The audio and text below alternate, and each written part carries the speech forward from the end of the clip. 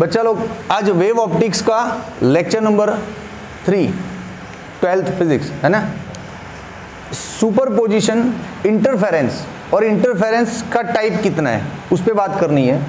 ऐसे lecture easy है लेकिन इसका जो वोकेबलरी है, वोकेबलरी और सेंटेंस मेकिंग है वो थोड़ा टफ है, लैंग्वेज टफ है।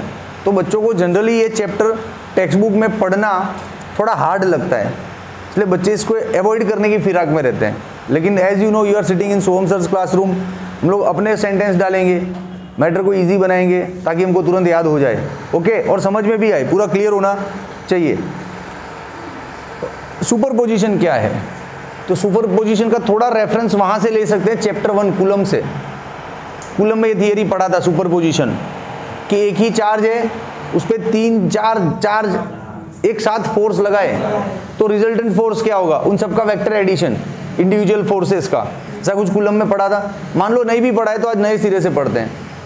कोई एक पार्टिकल है, जैसे ये रहा, अब अचानक से कोई वेव आया, धड़ाम से ठोका इसको, तो इस पार्टिकल का क्या होगा?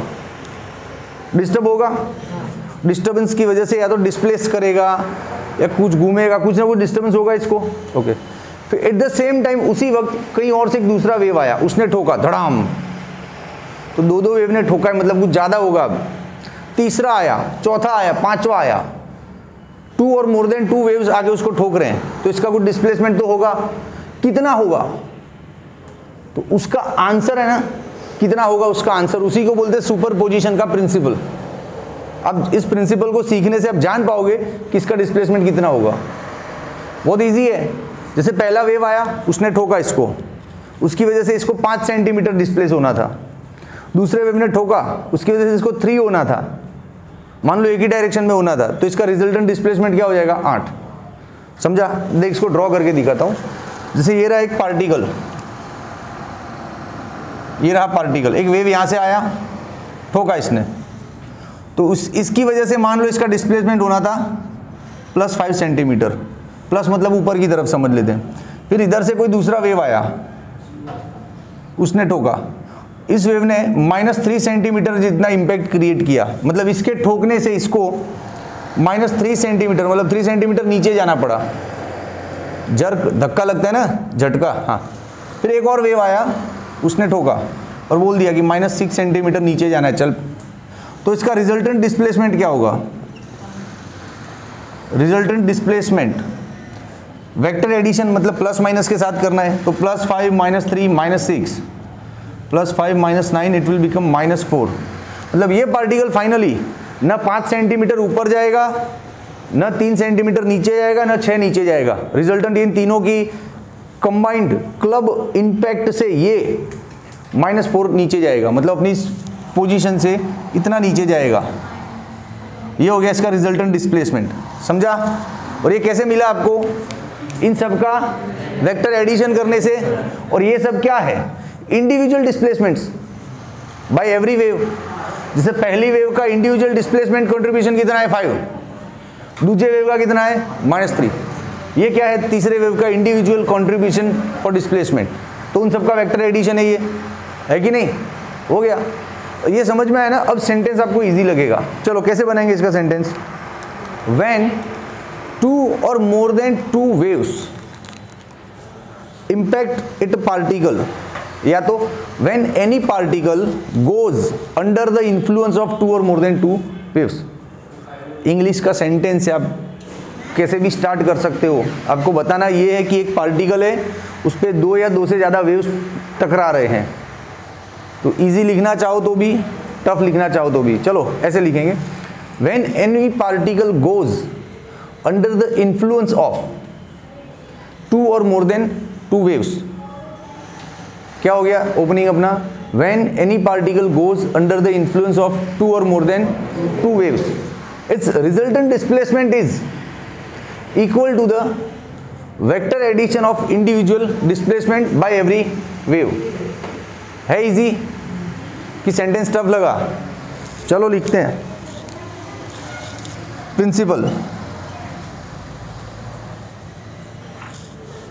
when any particle goes under the influence, आप लोगों को लिखना नहीं है, I will allow to click a pick, no worry.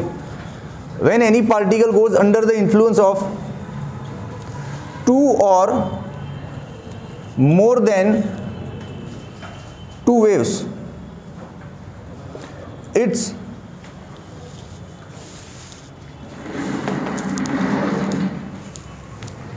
resultant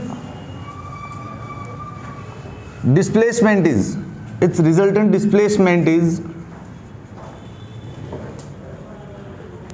equal to the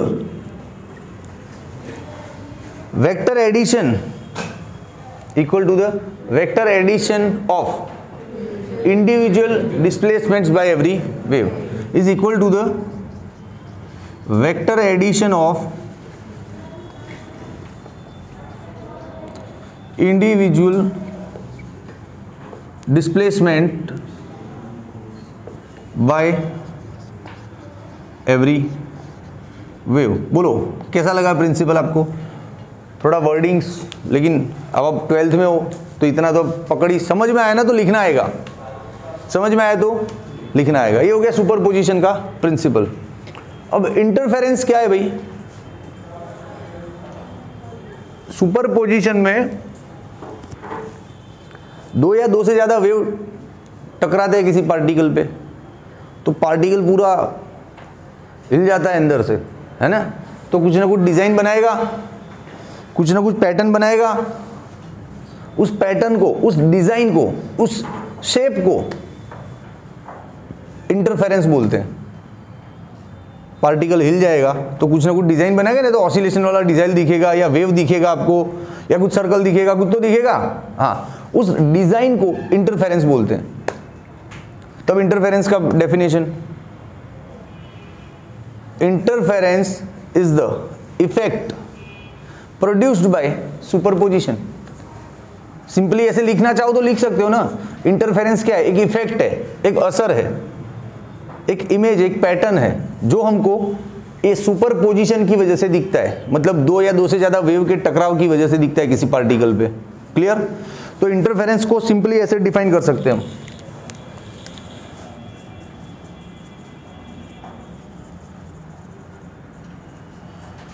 it is effect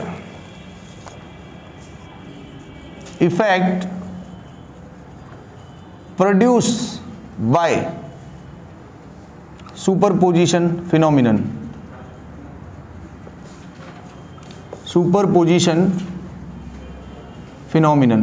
clear? Short में भी लिखना चाहो लिख सकते हो, या कोई बच्चा चाहता है नहीं सर पूरा प्रोफेशनल डेफिनेशन लिखना है तो लिख, चल लिख।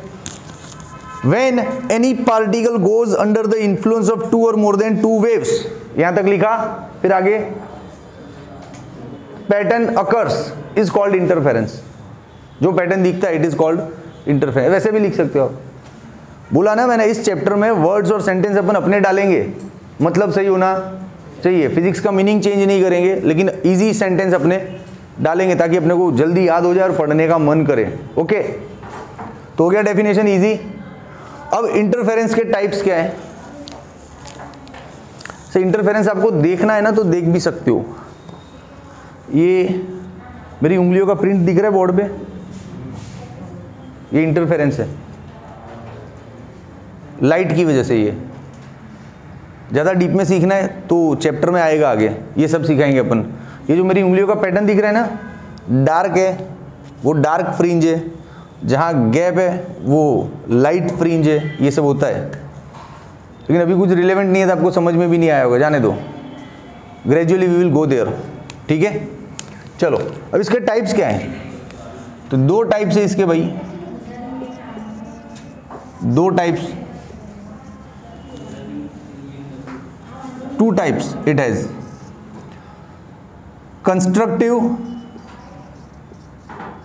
और डिस्ट्रक्टिव। Constructive and destructive. अब आप नाम पर से ही समझ गए होंगे कंस्ट्रक्ट होना और डिस्ट्रक्ट होना। कंस्ट्रक्टिव मतलब जो दो वेव आ रहे हैं वो एक दूसरे को सपोर्ट करे और डिस्प्लेसमेंट बड़ा हो जाए तो कंस्ट्रक्टिव। जो दो वेव आ रहे हैं वो अपोजिटली ठोके तो डिस्प्लेसमेंट डिस्ट्रॉय हो जाएगा ना। जैसे ये वाला वेव बोल रहा है तू 5 सेंटीमीटर नीचे जा, और ये वेव इधर से आके ठोक रहा है, बोले नहीं ऊपर जा, तो ये डिस्ट्रॉय होना हुआ ना। हाँ, तो सिंपल इसी समझ से हम इसको डिफाइन कर सकते हैं। क्या, देखो जैसे कोई पार्टिकल है, इसको किसी वेव का क्रेस्ट आके ऐसे ठोक रहा है यूं धड़ाम। क्रेस्ट ट्रफ समझते हो ना, वेव के अंदर उतार, ये चढ़ाव और ये उतार, इसको बोलते हैं क्रेस्ट, इसको बोलते हैं ट्रफ। खड्डा है वो ट्रफ है। हाँ, तो इस पार्टिकल पे सपोज किसी एक वेव का क्रेस्ट आया, एट द सेम टाइम दूसरे वेव का भी क्रेस्ट ही आया, तो लगता है ना कंस्ट्रक्टिव सीन है ये। क्यों? क्योंकि ये वाला क्रेस्ट इसको देख नीचे ले जाने की कोशिश कर रहा है, वो वाला भी क्या करेगा, चला जा भाई नीचे। समझा? हाँ, तो जब एक वेव का क्रेस्ट दूसरे वेव के क्रेस्ट, उन दोनों की वजह से जो पार्टिकल में इंपैक्ट क्रिएट होता है वो कंस्ट्रक्टिव है। या तो दोनों का ट्रफ भी चलता है, इसका ट्रफ इसका भी ट्रफ, तो भी चलेगा। क्रेस्ट क्रेस्ट और ट्रफ ट्रफ, तो पैटर्न कैसा बनेगा, कंस्ट्रक्टिव। उजाला होगा, उजाला होगा लाइट के रेफरेंस में बोले तो। और डिस्ट्रक्टिव में क्या होगा, एक का क्रेस्ट आया और दूसरे का ट्रफ आया, तो अंधेरा हो जाएगा, स्क्रीन पे लाइट दिखेगा नहीं आपको। तो ये हो गया डिस्ट्रक्टिव इंटरफेरेंस पैटर्न। क्लियर? तो छोटा सा 2 मार्क्स का क्वेश्चन है जो पूछ सकते हैं एग्जाम में कि भाई सुपरपोजिशन क्या है, वो प्रिंसिपल लिखो, इंटरफेरेंस का डिफाइन करो और उसके दोनों टाइप्स को डिफाइन करो। तो अच्छा, इसका डेफिनेशन कैसे लिखोगे आप?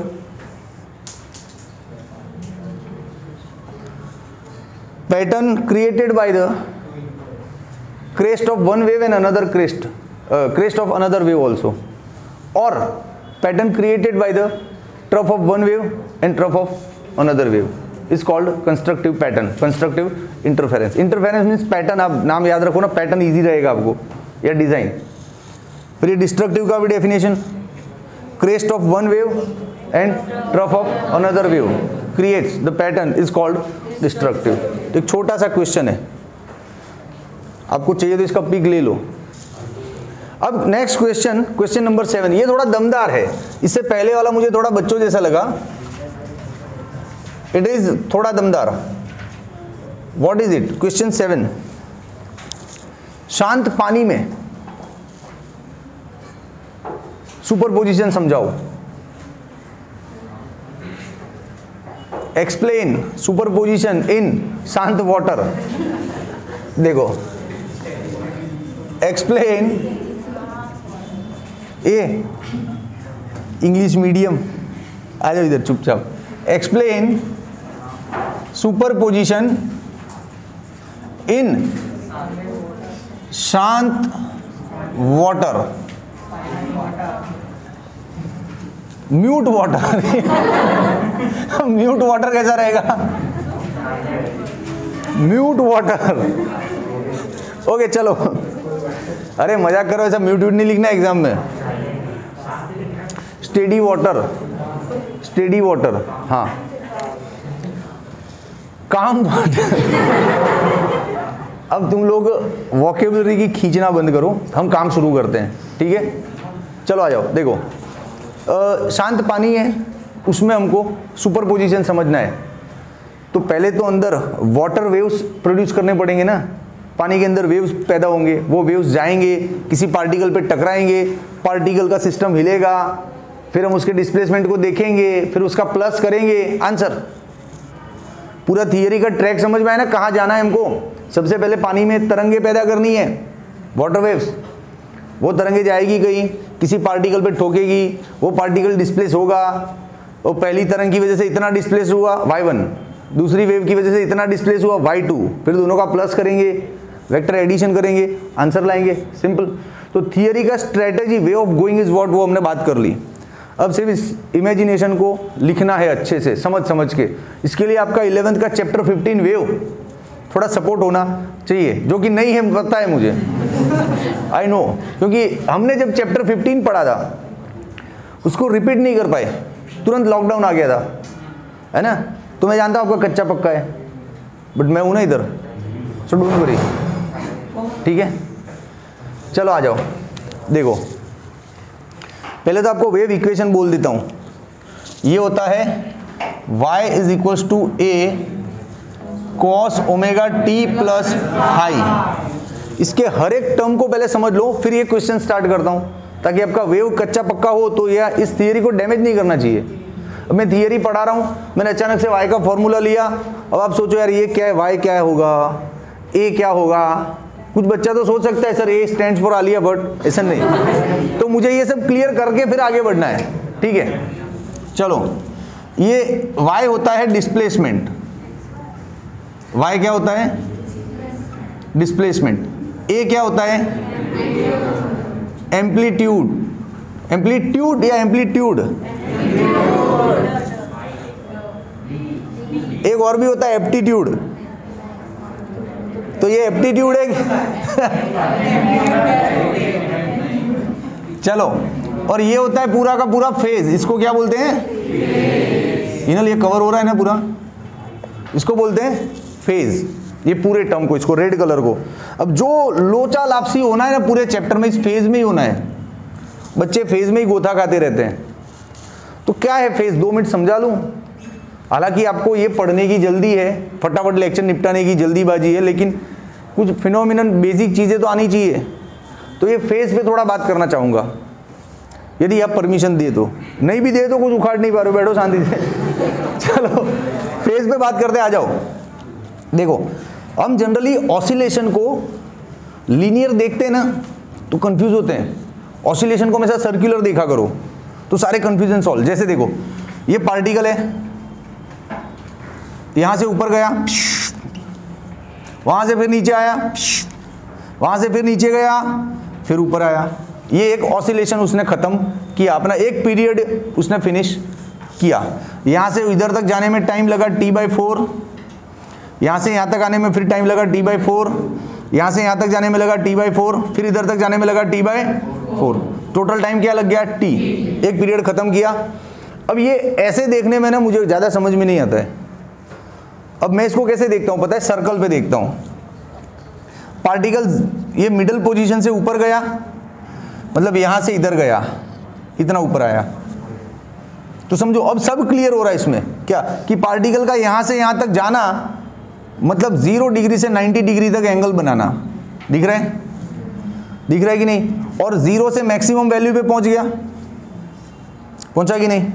हाँ, अब वापस यहां तक मिड पॉइंट पे आना, मतलब यहां से यहां तक आना, तो फिर 90 से 180 डिग्री पहुंच गया, और मैक्सिमम से वापस लोएस्ट नेगेटिव वैल्यू पे आ गया, है कि नहीं। फिर यहां से और डाउन जाना, मतलब इधर जाना 270 डिग्री, मतलब एकदम लोएस्ट नेगेटिव वैल्यू इधर आ गई, फिर इससे कम नेगेटिव नहीं हो सकता। अब यहां से ऊपर जाना, इसको ये हो गया 360 डिग्री। ऐसे समझा करो ऑसिलेशन। अब इसमें फेज कहाँ है, तो देख फेज में 2 चीजें ओमेगा टी और फाई है। ये फाई क्या है, इनिशियल फेज, मतलब स्टार्टिंग में तेरा पार्टिकल कहाँ था। तो मैंने आपको जो ये समझाया ना, उसमें पार्टिकल को स्टार्टिंग में अपन ने कहाँ रखा है, 0 पे, है कि नहीं। पार्टिकल को कहाँ रखा है, 0 पे। लेकिन 0 पे ही हो हर बार, ऐसा जरूरी नहीं है। बहुत सिंपल एग्जांपल दिया आपको।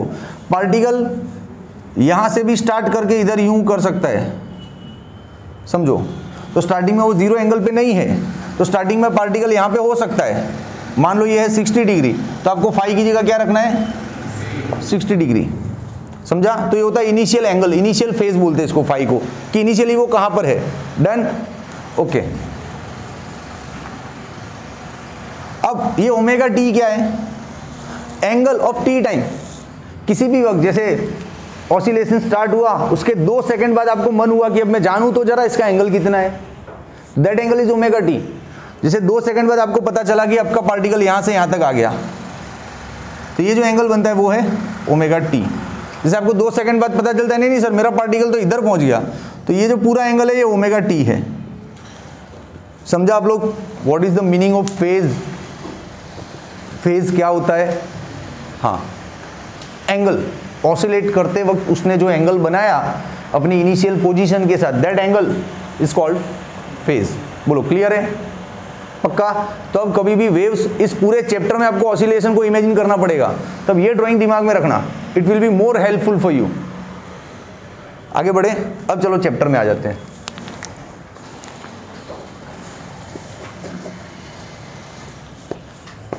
तो चलो भाई, अपना चैप्टर कहाँ से स्टार्ट हो रहा है, ये शांत पानी से। तो पहले पानी बनाएंगे थोड़ा। चलो ये रहा पानी,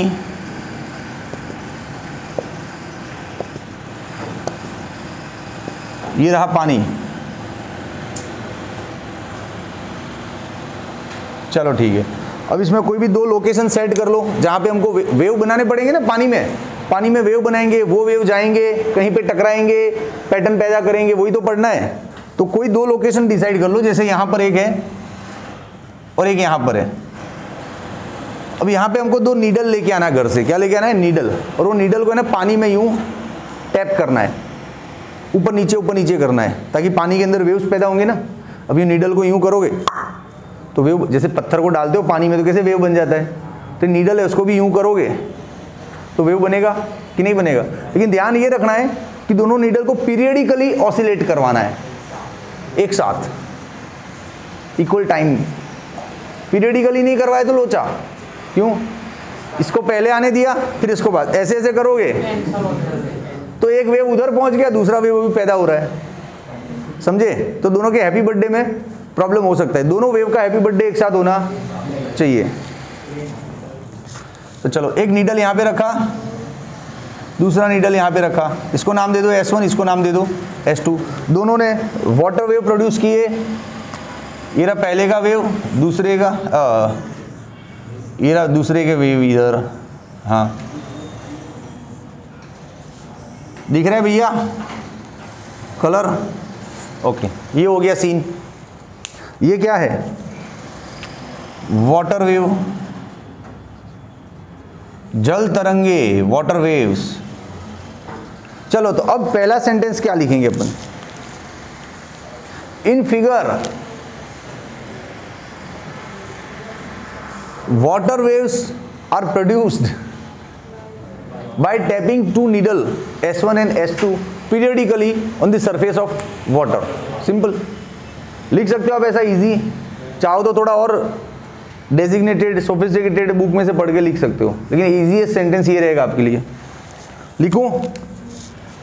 चलो, in figure as shown in figure water waves are produced by tapping two needles, bracket में लिख दो S1 and S2, periodically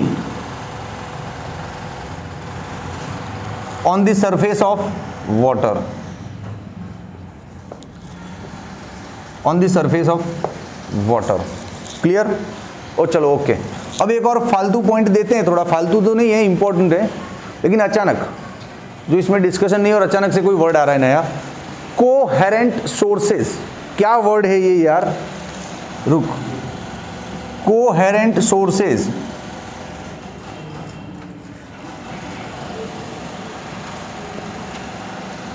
क्या है ये? इसको समझाना पड़ेगा एक डेफिनेशन, फिर अपन अपना सुपरपोजिशन चालू करते हैं कि दो वेव निकले, कहीं गए, टकराए, पैटर्न पैदा, वो सब पढ़ते हैं। पहले कोहेरेंट सोर्सेज का डेफिनेशन क्लियर करना पड़ेगा, कंफर्म है। क्या होता है कोहेरेंट सोर्सेज? ऐसे सोर्सेज कि जहां से निकले हुए वेव, सोर्सेज में से वेव निकलते ना, तो जैसे ये दो सोर्सेज हैं, दो नीडल, यहां से वेव निकल रहे हैं, वो वेव किसी पार्टिकल पे जो डिस्प्लेसमेंट्स पैदा करते हैं, उन डिस्प्लेसमेंट का phase difference with respect to time constant रहना चाहिए। यार इतनी बड़ी बात बोल दी सर आपने तो। काहे का कांस्टेंट? कौन फेज? किसका डिफरेंस? काहे का डिस्प्लेसमेंट? क्या बोल रहे हो? कुछ भी उठ पटांग। तो चल ड्राइंग में देखते, पहले इसको समझते हैं, फिर सेंटेंस मेकिंग करते हैं। देखो, जैसे यहां पे कोई पार्टिकल है, ध्यान से समझना, इसमें से एक वेव आया, उसने इसको डिस्प्लेस किया, धड़ाम, तो उसकी वजह से सपोज 5 डिग्री फेज बना, एंगल बना रे 5 डिग्री एंगल। फिर इसमें से वेव आया, उसने इसको डिस्प्लेस किया, धड़ाम, तो उसकी वजह से मान लो 3 डिग्री एंगल बना। तो दोनों का डिफरेंस क्या है? 2 डिग्री। अब ये तो डिस्टर्ब करके निकल लिया, पीछे दूसरा वेव आ रहा है, वो वेव आया, इसको ठोका, मान लो 8 डिग्री बनाया, उसमें से भी दूसरा वेव आया, इसने इसको ठोका तो उसने 6 डिग्री बनाया।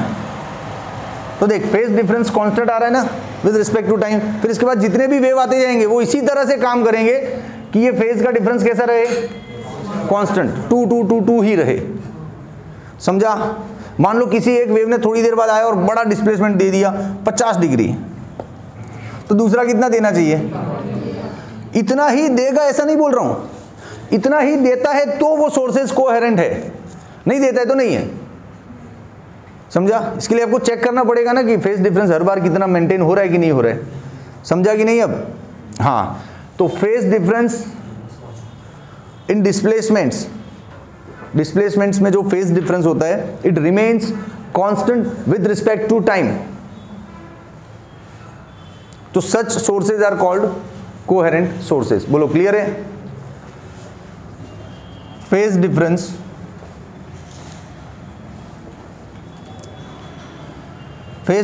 in displacements remains constant with respect to time. Such sources are called coherent sources. बोलो क्लियर है?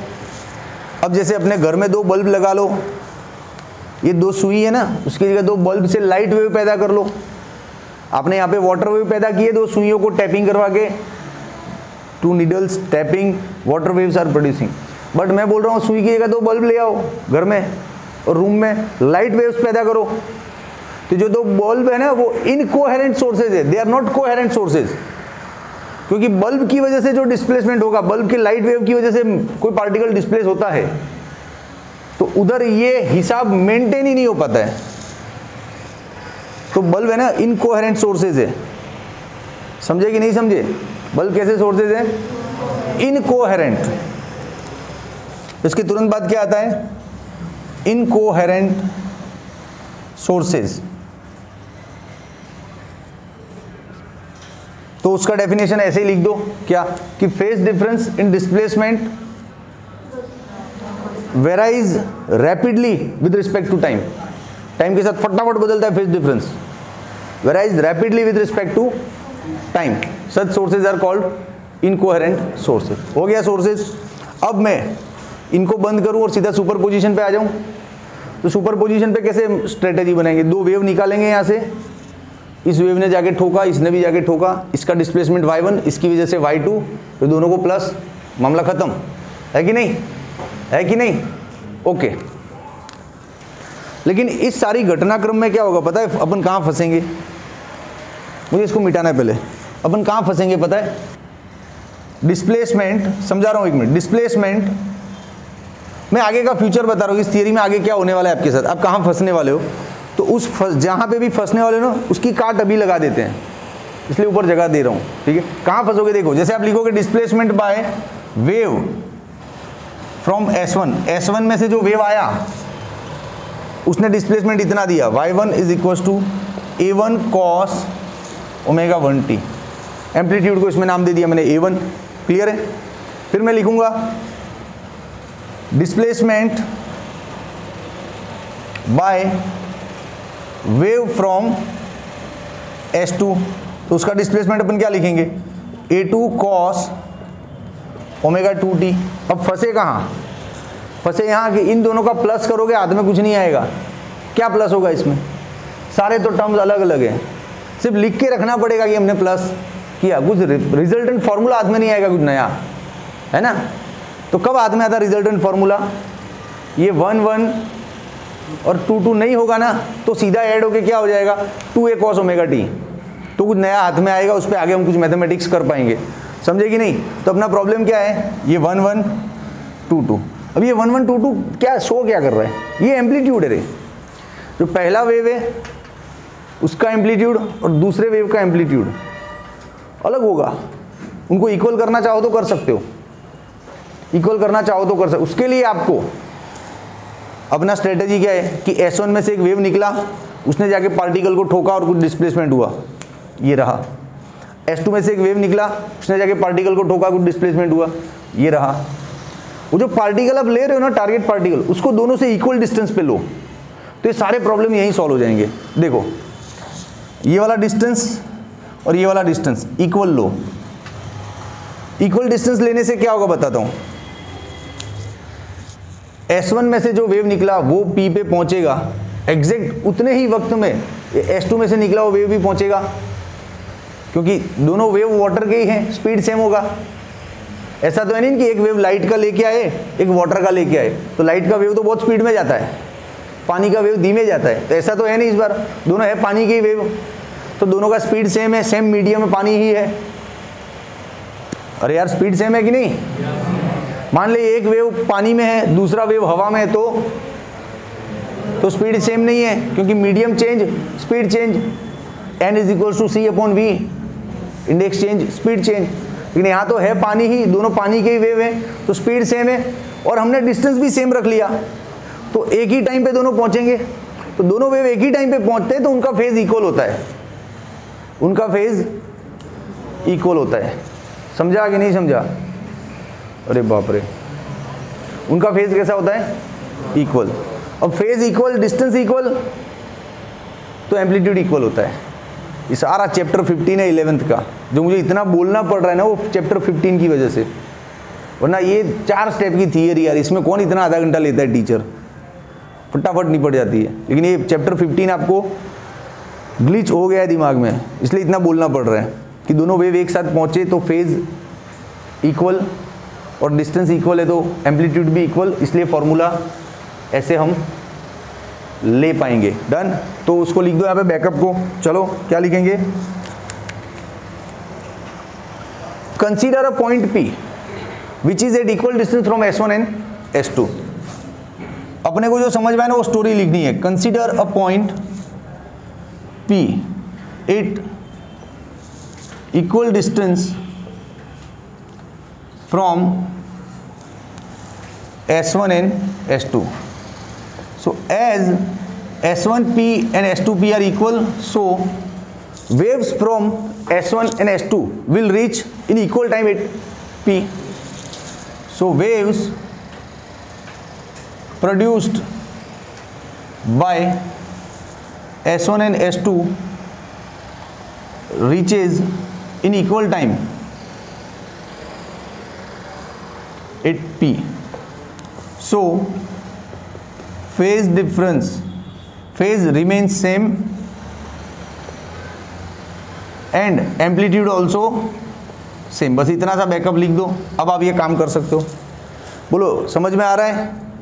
ये इक्वेशन कोई लंबी चौड़ी मामला नहीं है, कोई वो धांसू तगड़ी बातें नहीं है, लेकिन आपका चैप्टर 15 थोड़ा सा कच्चा पक्का है, तो कुछ कंफ्यूजन नहीं रहे, इसलिए सारा बारीकी से बता रहा हूँ ना। जनरली हम इक्वेशन लिखे ना तो हमको ऐसे लिखना होता है कि y1 is equal to a1 sine theta 1, y2 is equal to a2 sine theta 2। ये दोनों अलग अलग होता है रे, यहाँ पे सारा इक्वल रखा है, तो उसका बैकअप यहाँ पे अपन ने दे दिया। हम ये घटना किसी भी पार्टिकल के लिए इस पार्टिकल के लिए भी कर सकते थे, लेकिन उसका डिस्टेंस यहाँ से और यहाँ से अलग होता ना, तो आपका ये इक्वेशन मेंटेन नहीं हो पाता। इसलिए अपन ने कौन से पॉइंट को कंसीडर किया? जो इक्वल डिस्टेंस पे, ताकि अपनी सारी समस्या यहीं सॉल्व हो जाए और एक अच्छा रिजल्ट मिल जाए। Done.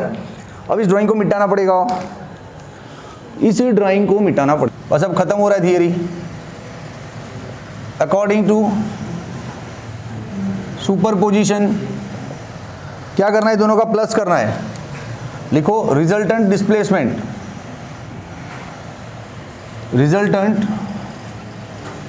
Displacement y is equal to y1 plus y2 a cos omega t plus a cos omega t, it will become 2a cos। हाँ बोल सकते हो, अब शर्माना नहीं है। ये हो गया रिजल्टेंट वेव। आ गया आंसर। लेकिन इस फिनोमिनन में इंटेंसिटी ऑफ वेव को भी थोड़ा इंक्लूड किया है टेक्स्ट बुक में, तो यहाँ पे उसी की जगह रखी है कि आंसर आ गया, सुपरपोजिशन समझ में आ गया, लेकिन अब इंटेंसिटी ऑफ वेव को इन्वॉल्व करना इधर 2-4 स्टेप है उसके, और मैथमेटिकल है। इंटेंसिटी फिर चैप्टर 15 आ रहा है आपके, तो इंटेंसिटी, मैं डायरेक्ट बोल रहा हूँ, आपको याद रखना है, अभी ये समझाने जाऊंगा तो घुस जाऊंगा कहीं और। इंटेंसिटी एम्पलीट्यूड के स्क्वायर के डायरेक्टली प्रोपोर्शनल होती है। किसके? हाँ, intensity is directly proportional to the square of amplitude. Done. अब देखो इस इक्वेशन को दो बार यूज कर सकता हूं मैं, बताता हूं। जो इंडिविजुअल वेव है जो S1 में से पैदा हुआ था, है कि नहीं, S1 में से पैदा हुआ, गया यहाँ पे P पे जाके ठोका, फिर दूसरा वेव S2 में से पैदा हुआ, P पे जाके ठोका, यही थे दो वेव। जो S1 में से पैदा हुआ ना वेव, उसका इंटेंसिटी अपन मान लेते हैं I0 है, तो उसका एम्पलीट्यूड क्या है S1 वाले का, ये रहा ना A। तो for wave from S1 intensity is directly proportional to the square of amplitude. बोलो बनता है कि नहीं बनता है, बोलो। अच्छा, S2 में से भी जो वेव पैदा है उसको भी I0 ही मान लेते हैं, क्योंकि दोनों का डिस्टेंस इक्वल है, फेज इक्वल है, एम्पलीट्यूड इक्वल है, सब कुछ इक्वल है ना। हाँ, तो ये S1 S2 दोनों के लिए चलेगा ये, राइट। अब फॉर रिजल्टेंट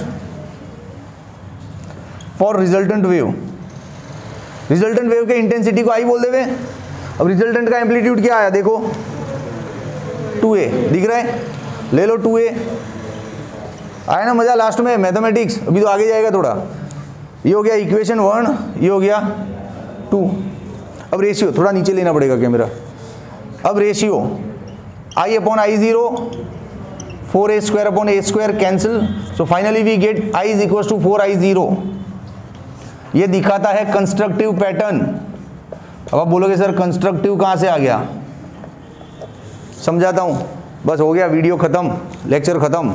लेकिन ये कंस्ट्रक्टिव कैसे हुआ, जो दो वेव गए थे, इसका इंडिविजुअल इंटेंसिटी, इसकी ताकत, इसकी तीव्रता कितनी थी I0, दूसरे वाले वेव की भी क्या थी I0, है ना, और दोनों ने कहीं पे जाके ठोका, तो रिजल्टेंट इंटेंसिटी कितनी होगी, 4 गुना। मतलब हुआ ना कंस्ट्रक्टिव मामला। डिस्ट्रक्टिव मामला होता तो 0 होनी थी या कम होनी थी, है कि नहीं। तो this result shows that the topic we learn was actually constructive interference by using the example of water। Water से घूमते घूमते हम इंटेंसिटी पे आ गए। वाटर वेव का इंटेंसिटी इतना कंसिडरेबल नहीं है, इंटेंसिटी ज़्यादा हमको समझ में आता है लाइट का, क्योंकि लाइट किसी सरफेस पे जाता है ना, तो सरफेस को गर्म करता है, लाइट देता है, तो वहाँ इंटेंसिटी जल्दी समझ में आता है। तो डोंट वरी, ये चैप्टर लाइट पे ही है, तो ये सारा फॉर्मूला अपन लाइट पे भी लेंगे अगले लेक्चर से।